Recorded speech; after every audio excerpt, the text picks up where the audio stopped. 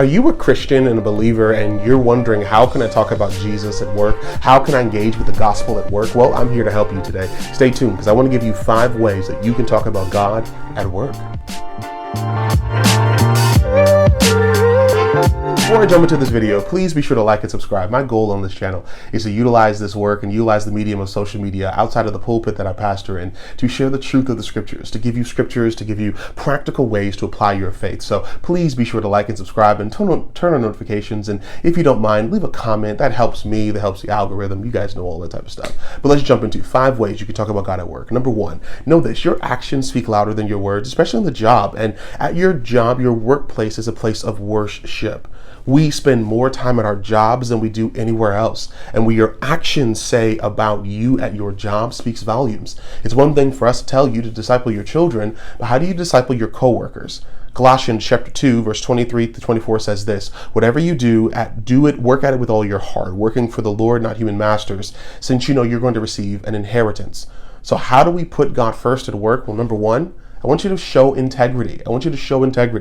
Integrity is doing what you will say and taking responsibility for it, even if you can't accomplish it. For example, if you promise your coworkers that you're going to meet a certain deadline and you don't do it, well, integrity says, number 1, I'm going to try my best to keep the promise. And integrity says, number 2, if I don't complete it, I'm going to be honest with my team and my coworkers that I didn't complete it. It's not beating people over the head with the Bible. It's being a person of integrity. God takes his promises serious. So may you take yours serious as well.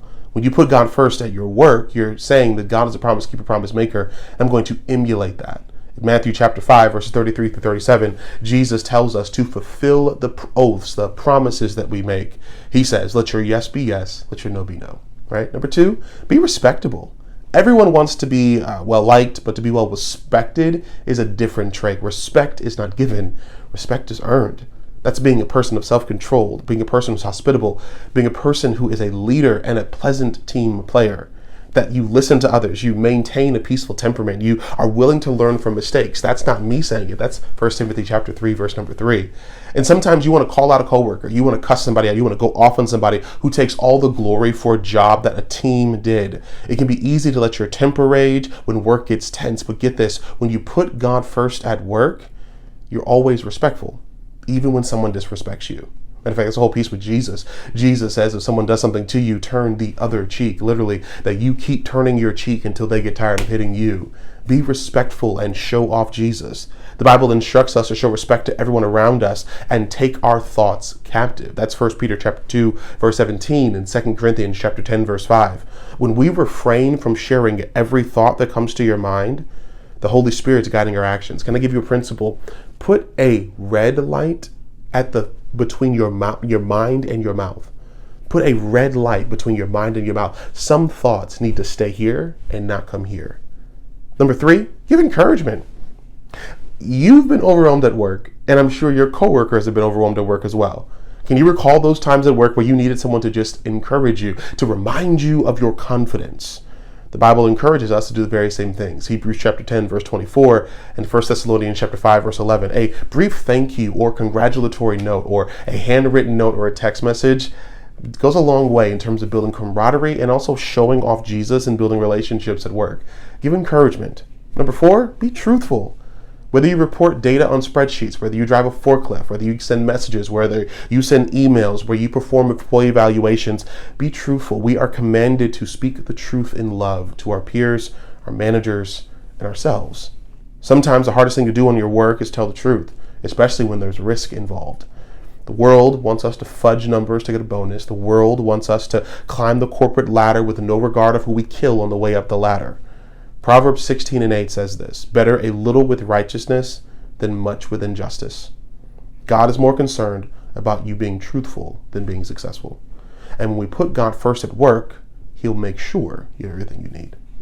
And number 5, I want you to lead with your labor. Jesus was a carpenter who was a techton, and he was known for making things with his hands. He wasn't afraid of getting dirty. He wasn't afraid of long hours. And nothing shows we appreciate God more and appreciate where he's put us than doing the work of what we prayed for. Let me tell you this: the job you're at, you prayed for. So work with love. 1 Corinthians 3:8 teaches us that. An added bonus is a reward when we do hard work. And sometimes it looks like the volunteering project or volunteering for something extra that no one else wants to do. Sometimes it looks like working extra. Sometimes it looks like working over. And sometimes it looks like work-life balance of knowing when to say no.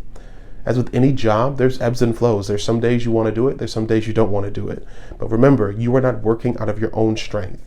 You have supernatural strength because you've been assigned to where you are. Ephesians 6, Philippians 4, Psalm 46. When you don't feel like you have the strength to do the work, trust that God is going to get the work done through you. You've been anointed for where you work. You can put God first there too and make disciples wherever you go. We are not just Christ followers at church. You're a Christ follower at work too. I pray this encourages you. Please be sure to like and subscribe. Turn on those notifications. We continue simply to share the gospel. If you have anything that you want to know about, anything you're curious about, you want to learn about, leave it in the comment section. I hope to get back to you. And if you comment, I want to comment back to you. God bless you wherever you work, and know that you've been anointed for what you do. Now go show off Jesus where you are. God bless you.